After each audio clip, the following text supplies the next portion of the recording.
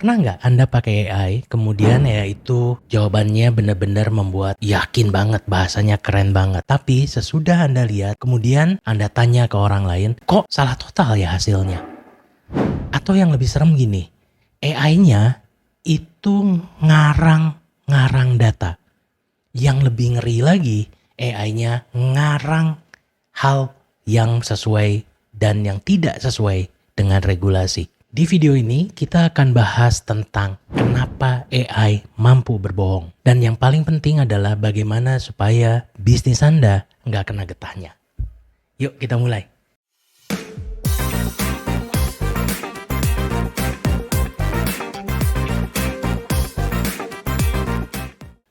Buat yang baru datang, nama saya Roni. Di channel ini saya akan banyak membuat konten tentang AI untuk bisnis di Indonesia. Real case, real impact, bukan cuman AI tools buat gaya-gayaan. Kalau Anda pemilik bisnis atau eksekutif bisnis UMKM atau Anda baru mulai mau membuat bisnis, konten seperti ini akan membantu Anda untuk memakai AI di bisnis Anda dengan lebih cepat dan lebih tepat. Di video ini saya akan jelaskan 3 hal. Yang pertama, apa maksudnya sih AI itu bisa dan mampu berbohong? Apakah AI punya tujuan jahat buat kita? Yang kedua, 3 alasan kenapa AI bisa tampak berbohong. Dan kemudian yang ketiga, apa resikonya untuk bisnis Anda dan gimana Anda mengurangi hal tersebut. Kalau Anda lagi mikir nih sekarang untuk pakai AI di customer service Anda harus tonton video ini sampai habis sebelum Anda melepas AI itu ke frontline-nya Anda. Oke, yang pertama, apakah AI sengaja bohong? Jawabannya tentu aja enggak. AI hari ini terutama large language model seperti Gemini atau ChatGPT dan AI seperti itu tidak punya niat jahat. Kenapa nggak punya niat jahat? Ya iyalah, mereka nggak punya hati nurani kok. Mereka nggak ada agenda tersembunyi. Yang AI lakukan itu sebenarnya sederhana. Dia menebak kata berikutnya yang paling mungkin berdasarkan data training yang dia pernah pelajari. Masalahnya, dari sudut pandang kita sebagai manusia nih, kalau ada jawaban yang terdengar sangat yakin tapi salah, kita sebut itu bohong. Dalam dunia AI, itu istilah resminya adalah halusinasi. AI mengarang detail yang kelihatannya masuk akal, tapi tidak benar atau tidak pernah terjadi. Jadi ketika kita bilang bahwa AI itu berbohong, lebih tepatnya adalah AI itu menghasilkan jawaban palsu, tapi dibungkus dengan PD. Tapi yang menarik, kelihatannya lucu, tapi kalau di bisnis ini bahaya banget. Sekarang kita akan masuk ke 3 alasan kenapa AI bisa berperilaku seperti itu. Alasan pertama adalah cara AI belajar. Cara AI belajar itu bukan nyari kebenaran. Cara AI belajar itu mencari pola. Jadi AI model itu tidak dilatih untuk mencari kebenaran. Dia dilatih untuk meniru atau mencari pola dari miliar-miliar data, dari kalimat yang ada di internet, di buku, di artikel, dan seterusnya. Analogi sederhananya gini, bayangkan ada karyawan baru.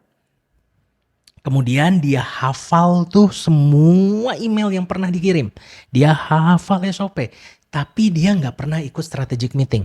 Dia nggak pernah ikut meeting mingguan. Nggak tahu mana yang benar, mana yang salah. Jadi mana yang masih jalan, mana yang nggak jalan. Tapi kan dia hafal. Nah, coba bayangkan kalau karyawan seperti ini Anda minta untuk jawab email. Dia akan mengulang pola yang dia pernah lihat. Tapi bukan fakta terbaru. Bukan hal yang benar misalnya. Itu terjadi dengan AI. Kadang dia mengcombine beberapa informasi. Disusun dalam kalimat yang rapi, tapi hasilnya bisa melenceng jauh dari kebenaran yang Anda tahu. AI dilatih untuk menjawab, bukan mengatakan saya tidak tahu. Dia lebih memilih buat ngobrol dibanding mengakui bahwa dia nggak update atau nggak tahu informasinya. Alasan kedua ini adalah cara kita nanya. Misalnya kayak gini, pokoknya jawab aja, jangan bilang nggak tahu. Atau misalnya berikan peraturan pemerintah tentang X, lengkap dengan pasal-pasalnya. Asumsikan Anda ahli hukum di Indonesia. Kalau datanya cukup, itu nggak masalah. Tapi kalau datanya nggak cukup dan Anda memberikan prompt seperti itu, Anda seperti menekan orang yang nggak tahu untuk mengarang detailnya. Dan AI pasti akan ngarang. Kenapa? Karena dia harus tetap patuh pada perintah dan yang kedua harus terdengar seperti ahli. Jadi di sini prompting yang salah bisa membuat AI lebih sering berhalusinasi. Ini kenapa di workflow bisnis saya selalu bilang ke klien saya, ajari AI Anda kapan harus stop ngomong. Bukan sekedar menghasilkan jawaban. Dalam arti lain, AI harus tahu kapan harus diam dan kapan dia harus mau untuk meminta data. Yang ketiga adalah objektif AI-nya yang salah. AI-nya dibuat untuk nyenengin, bukan untuk mengatakan hal yang jujur. Alasan ketiga ini objektif yang kita set pada saat kita membuat AI-nya atau memakai AI-nya. Kalau Anda desain sistem AI di perusahaan dengan target semua chat jawab secepat mungkin. Jangan sampai ada pertanyaan yang tidak terjawab misalnya. Maka sudah pasti AI-nya akan lebih memprioritaskan untuk selalu menjawab daripada jawabannya harus benar. Contoh simpelnya adalah misalnya Anda membuat hal itu di customer service chatbot. Dia akan selalu bilang promonya pasti berlaku terus bahkan ketika promonya sudah berakhir. Karena dia dilatih dengan informasi yang lama, tidak dikoneksikan ke sistem promo yang baru misalnya. Secara teknis itu sistemnya nggak salah kok. Dia akan nurut seperti apa yang diperintahkan. Tapi secara bisnis ini pembohongan ke customer.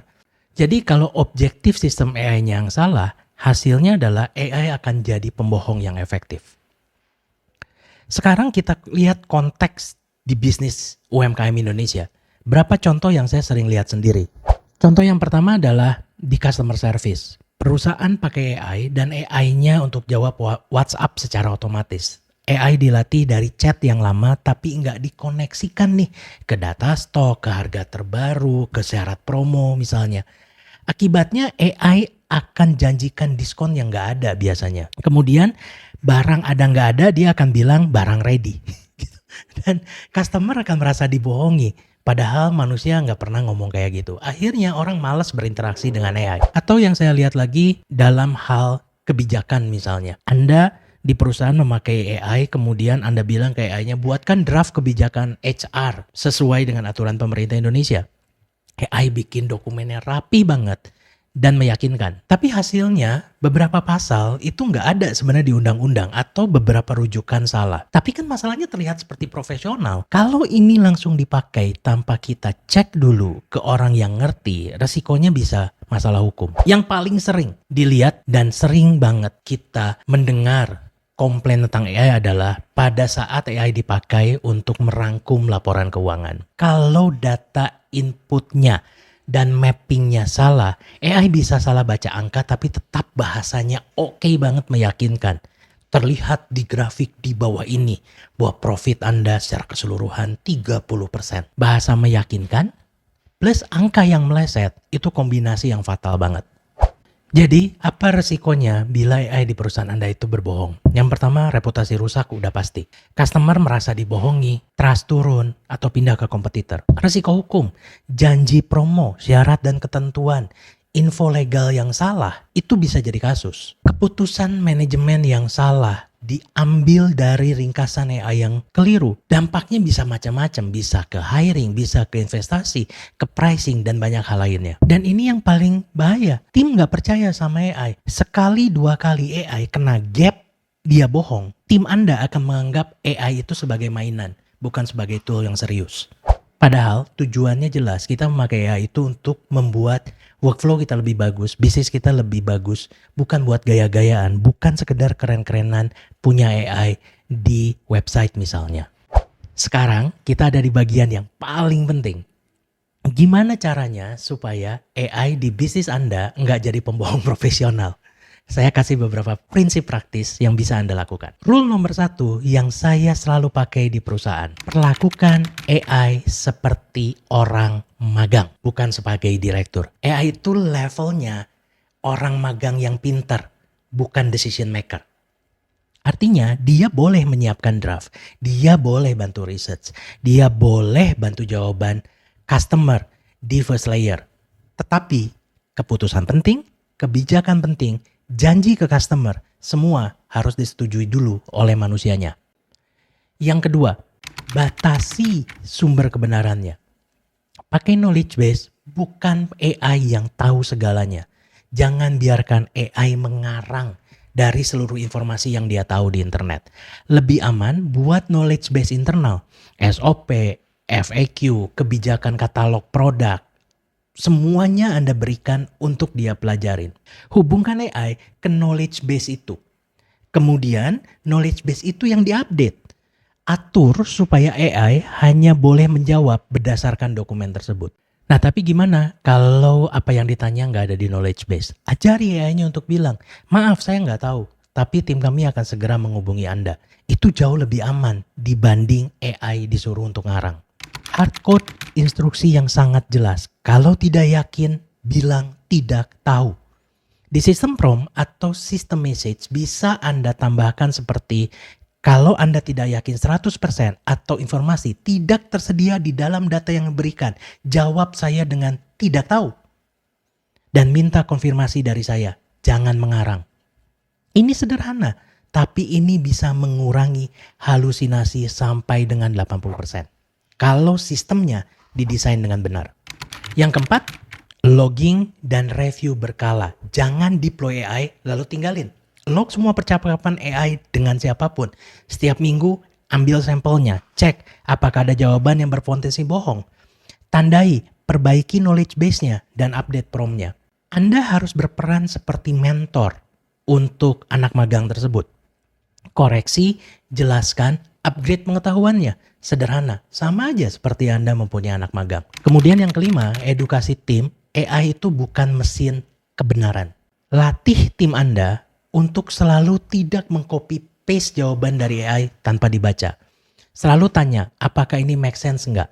Untuk hal yang legal, finance, dan hal-hal yang penting, selalu minta validasi dari orang yang lebih mengerti. Tekankan ke tim bahwa dia harus paham AI itu alat bantu berpikir, bukan ngegantikan otak. Maka resiko AI berbohong akan jauh lebih rendah. Oke, kita akan rekap cepat. Kenapa AI mampu bohong? Yang pertama, karena AI dilatih untuk menirukan pola bahasa, bukan mencari kebenaran. Yang kedua, karena cara kita prompt dan objektif yang kita set, kadang-kadang mendorong AI untuk selalu menjawab, meskipun nggak yakin. Yang ketiga, karena kita sering melepas AI ke frontline tanpa guardrail, tanpa knowledge base yang jelas, tanpa aturan.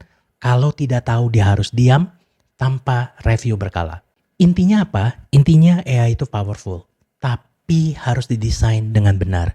Dia bisa jadi pembohong yang sangat meyakinkan kalau didesain nggak benar. Dan di channel ini bisa saya jelas kok. Potong AI hype-nya. Buat AI real business untuk menghasilkan real result. Kalau Anda merasa di video ini ngebuka mata Anda soal resiko AI di bisnis, klik like biar algoritma tahu konten kayak gini itu penting. Kemudian subscribe supaya nggak ketinggalan video lain tentang framework, tool, case study AI untuk bisnis di Indonesia. AI itu untuk untung, bukan untuk gaya-gayaan. Sampai jumpa di video berikutnya.